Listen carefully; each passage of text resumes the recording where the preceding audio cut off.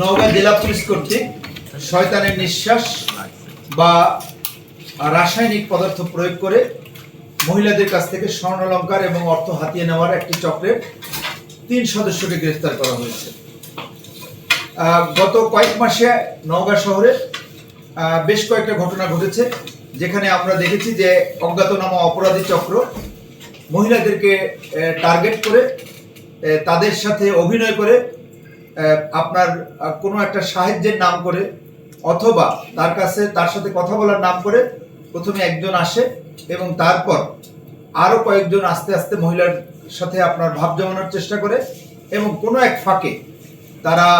আপনার শয়তানের নিঃশ্বাস বা স্কোপোলিমেন নামে এক ধরনের রাসায়নিক মেডিসিন তারা প্রয়োগ করে এবং এর ফলে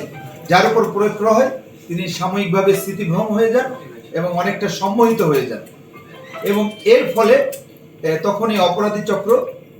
তাকে বিভিন্ন কথা জিজ্ঞেস করতে থাকে এবং কৌশলে তার কাছ থেকে স্বর্ণালংকার এবং অর্থ হাতিয়ে নেয়।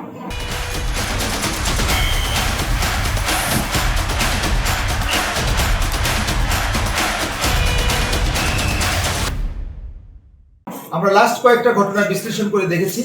যে এই ধরনের ঘটনার পর দেখা যাচ্ছে যে যিনি ভিকটিম তিনি নিজেই তার কানের দুল,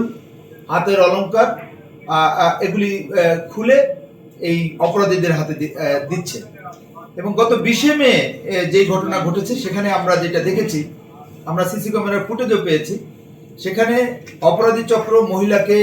সম্মোহিত করার পর রিকশায় করে তার বাসায় নিয়ে যাচ্ছে এবং বাসায় নিয়ে যাওয়ার পর ভদ্র মহিলার জিজ্ঞাসাবাদে ভিকটিম নিজেই আমাকে জানিয়েছে যে সে নিজেই সম্মোহিত হয়ে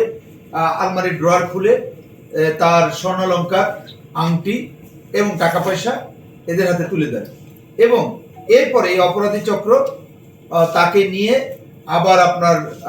কিছু দূর যাওয়ার পর রিক্সা থেকে নেমে ছেড়ে তারা এটা চলে যায়।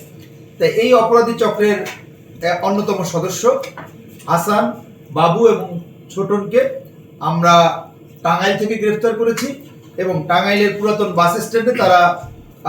গতকালকে অবস্থান করছিল এবং তাদের টার্গেট ছিল যে টাঙ্গাইলেও এই ধরনের একটা ঘটনা ঘটানোর এবং এর মধ্যে হাসানের ছেলে সে ইতিমধ্যে আমাদের আগের অভিযানে নওগাঁ কারাগারে আছে এবং এই চক্রের আরেকজন সদস্য সুকুর টাঙ্গাইল কারাগারে আছে, একজন পলাতক আছে, তাকে ধরার জন্য আমাদের প্রচেষ্টা অব্যাহত আছে। জিজ্ঞাসাবাদে আমরা জানতে পারি যে নারায়ণগঞ্জের পূর্ব চটপাড়া রূপগঞ্জ থানা এই এলাকায় 70-80 জনের একটা চক্র আছে এবং এখানে 8-10টা গ্রুপ আছে যারা দেশের বিভিন্ন স্থানে গিয়ে আপনার এই ধরনের রাসায়নিক পদার্থ প্রয়োগ করে মহিলাদেরকে বিশেষ করে সম্মোহিত করে তাদের টাকা পয়সা এবং অর্থ হাতিয়ে নিচ্ছে।